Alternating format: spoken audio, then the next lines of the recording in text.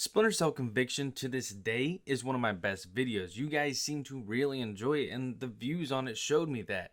And afterwards, a lot of you asked me to do Blacklist, so here I am delivering upon that request. What's up, folks? My name is Tanner, and today we're going to be looking at Splinter Cell Blacklist, the last Splinter Cell that we've seen. And if you're like me, you're waiting on another entry. But until then, this is what we have to replay, which brings me to the question of the hour. How does it age? Well, I'm about to tell you. If you enjoy this video, go ahead and hit that subscribe button for me. Let's take a look at the story first. The engineers are a terrorist group harassing the US to remove all the troops from foreign countries. If the US does not comply with their demands, they'll wreak havoc on random cities throughout the US every 7 days. Sam Fisher and the 4th Echelon are tasked by the president to track down the engineers and stop the attacks, as well as prevent any incoming attacks during that process.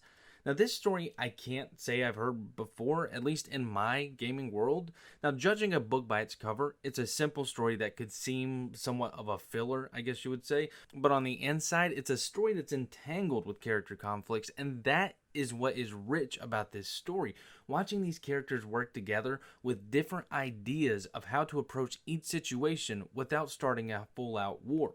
Now, on top of that, we also have interesting subjects they bring into play, such as old characters coming back for intel purposes, but my favorite is whenever these sleeper agents come into play. This is probably my favorite Splinter Cell story, and I know tons of you may disagree, and that's fine, that's just my opinion, but this is a good one, and it stands the test of time. The gameplay for Blacklist is familiar to Conviction. I mean, honestly, it's almost identical with some minor changes. You enter every mission with the loadout you chose aboard your plane. There are 3 to choose from, A, B, and C, and each can be customized to your liking. Everything from weapons, gadgets, what outfits you want to wear, and the color of your light. And some of this may seem pointless at first, such as the outfits, but the outfits help you in your stats, such as armor or stealth. And a lot of that plays into the diversity that this game gives you on how you want to play the game, but I'll talk about that in a bit.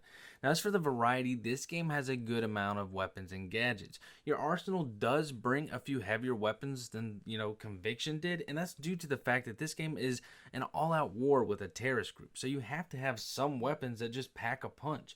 Now, gadgets, they are relatively the same as Conviction with some new ones, and my favorite one was sleeping gas. That was a frequent for me. You throw it, and the enemies are stunned for about 30 seconds. They just stand still, they don't move, and this came in handy for a grab and bag target. Now, all these items I just mentioned are obtained with cash in the game. Every mission has side objectives, such as, like I said, bagging and tagging wanted targets, going through missions without being spotted or killing anyone, killing all enemies with complete stealth, finding hidden caches. I mean, this game has options with how you obtain your game money. But this is Splinter Cell, so this isn't the only aspect of the game that allows you to choose your preference. The gameplay is built for players of all kinds, stealth or run and gun, minus the co-op missions, but I'll touch on that in a bit. Now, back whenever I made my Conviction video, one of the things I pointed out was going in gung-ho was a tough approach, but here in Blacklist, that's sort of not the case as much as it was. Sure, being stealthy is easier for simpler kills. It's time consuming calculating when you want to take out the enemy without getting spotted, sure, but it does make taking down the enemies a whole hell of a lot easier. However, since this installation of Splinter Cell does dial back on the difficulty a wee bit, it's pure amusement just running around blasting enemies away, taking them down in front of others. This game gets an S in the fun department because damn, I had such a blast having firefights in this game. As for the stealth, again, it's that Conviction formula that we saw. Dark and light areas to indicate if the lighting around us is good for stealth or not.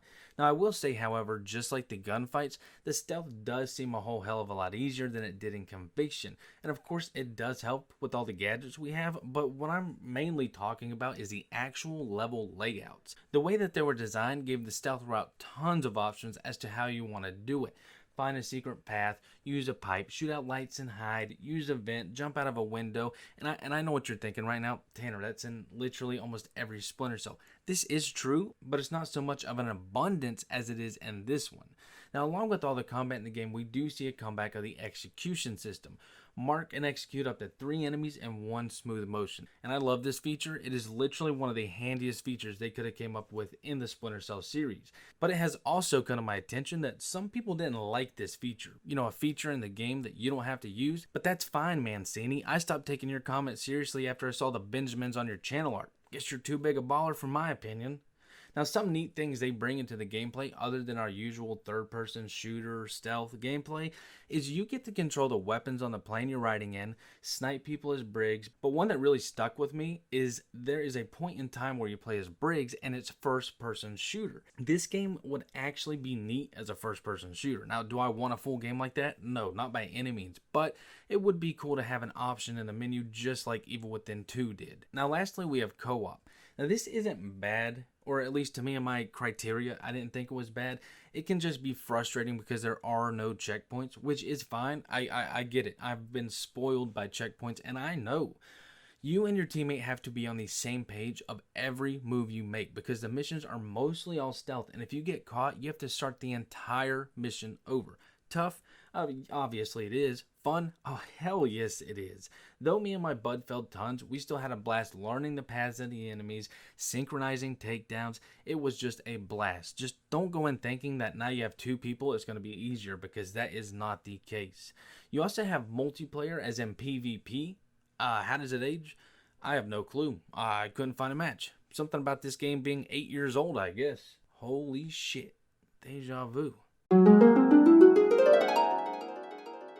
You're not going to find a match. Something about this game being 10 years old, I guess. The gameplay for Blacklist ages as good as some of your favorite bourbons. It has clean gameplay that shouts replayability with all the possibilities they give you in-game. The combat is nothing less than what we'd expect out of something releasing today. I mean, really, it surpasses tons of titles. More so when you consider that this genre does not have a wide selection around as much as it used to. Now, of course, the Hitman series is an exemption because those games are spectacular.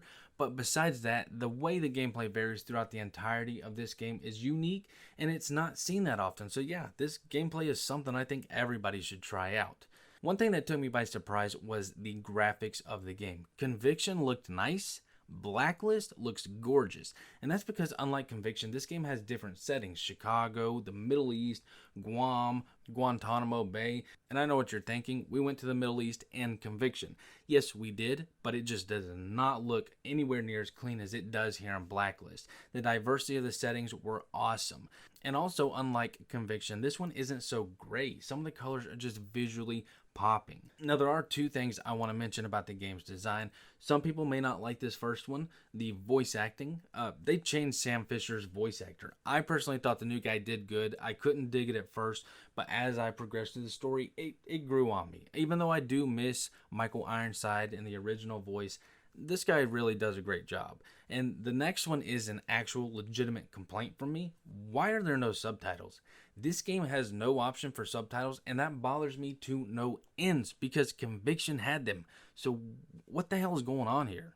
Splinter Cell Blacklist ages great. It is overall one of the best aging games I've ever come across. It also helps that this genre is lacking these days, so it gives this title an upper hand. But even if that weren't the case, if we saw tons of these per year, I still think this game would come out on top. Blacklist to me was made to last, which makes me think that Ubisoft probably planned this out, and that's why we haven't seen a new Splinter Cell yet. Maybe one day we'll get one. Who knows? I sure do hope, because if it's anything like this one, I am pumped. That's all I got. If you enjoyed this, hit that subscribe button for me. Till next time, folks.